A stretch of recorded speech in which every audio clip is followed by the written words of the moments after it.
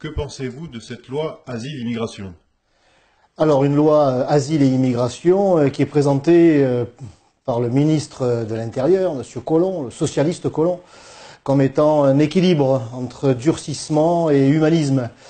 En réalité, il s'agit d'une accélération du processus de remplacement d'une population par une autre, du peuple français par un déferlement migratoire.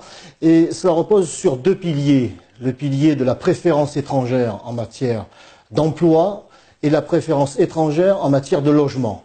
Alors il y a 74 propositions qui ont été faites par un socialiste, même s'il n'a plus la carte, mais toujours socialiste, et, au ministre de l'Intérieur, toujours socialiste, et qui seront, on n'en pas douté, validées par le président Macron, toujours socialiste. J'en ai sélectionné quelques-unes de ces propositions, parce que 74, ça serait beaucoup trop long, mais il y a quelques perles.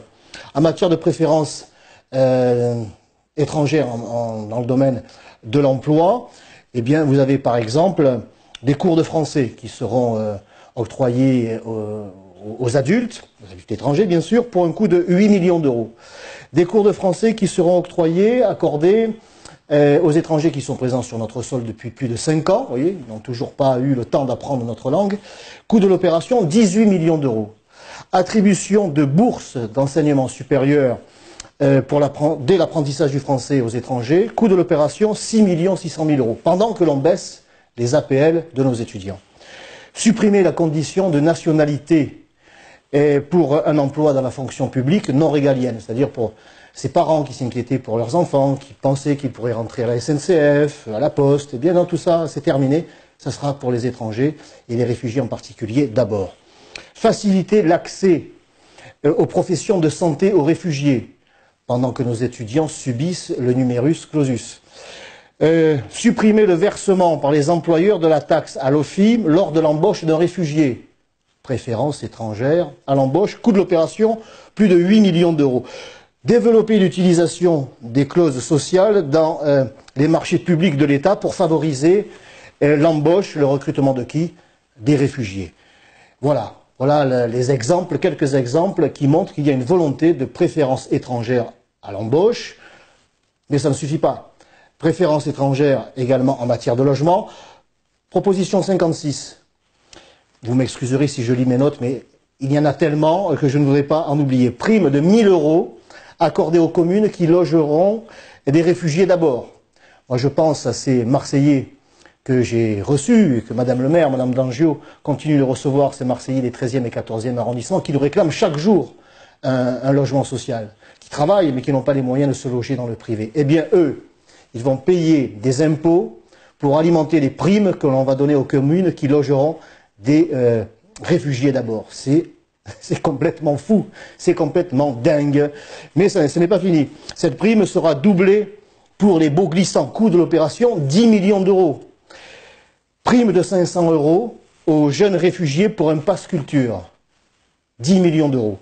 Et enfin, le meilleur du pire pour la fin, accrochez-vous parce que ça c'est quand même, ça vaut son pesant de cacahuètes, créer un crédit d'impôt pour les foyers hébergeant gratuitement des migrants et en particulier des réfugiés. Coût de l'opération, 9 millions d'euros. Crédit d'impôt pour des foyers qui vont héberger gratuitement des migrants. C'est un gouvernement de dingue qui pousse à l'extrême la préférence étrangère. Nous avons entendu le ministre de l'Intérieur nous faire savoir que lorsqu'il s'agirait de migrants mineurs, il va faire venir leur famille en France. Alors que les mineurs retrouvent leur famille, bien sûr, mais dans le pays d'origine.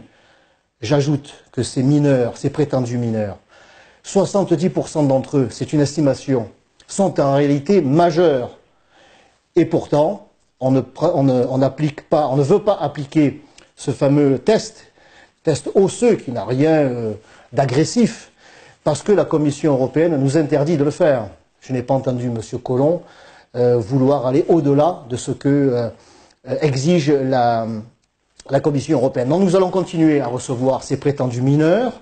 Ils ont été 27 000 en 2017. L'on estime qu'ils seront 40 000 en 2018, sachant que chacun d'entre eux coûte 60 000 euros.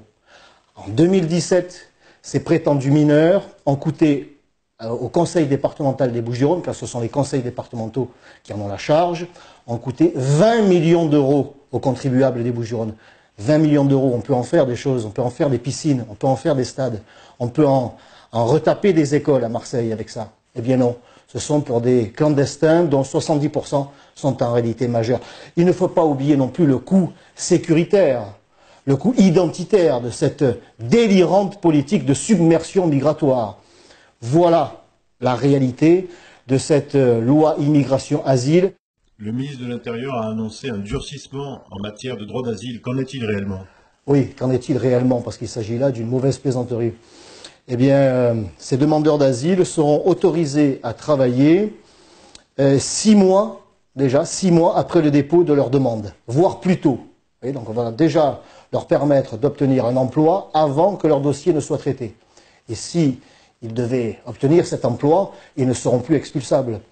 L'on nous dit également que leur dossier sera traité non plus en 1 an, mais en 6 mois. Mais peu importe que ce soit en 1 an, en 6 mois ou en 3 semaines, quel est le bilan? Quel est le résultat? 97% des déboutés du droit d'asile restent sur notre sol. Ils ont un toit et ils sont soignés. Soignés, je pense là aux clandestins. L'aide médicale d'État qui leur est réservée va passer de 700 millions à 1 milliard en 2018. Donc vous voyez bien que dans tous les domaines de l'immigration, que ce soit l'immigration légale, dont on ne nous a pas annoncé une réduction, je rappelle qu'il y a eu 260 000 entrées en 2017, l'immigration légale, l'immigration illégale, le budget consacré à l'immigration illégale baisse de 8 millions d'euros, et l'immigration via ce système dit de réfugiés ou d'asile, eh bien, l'on voit bien qu'il n'y a aucune réduction qui est annoncée, simplement un meilleur accueil. J'aimerais que les Français soient aussi bien accueillis en France que ne le sont les étrangers.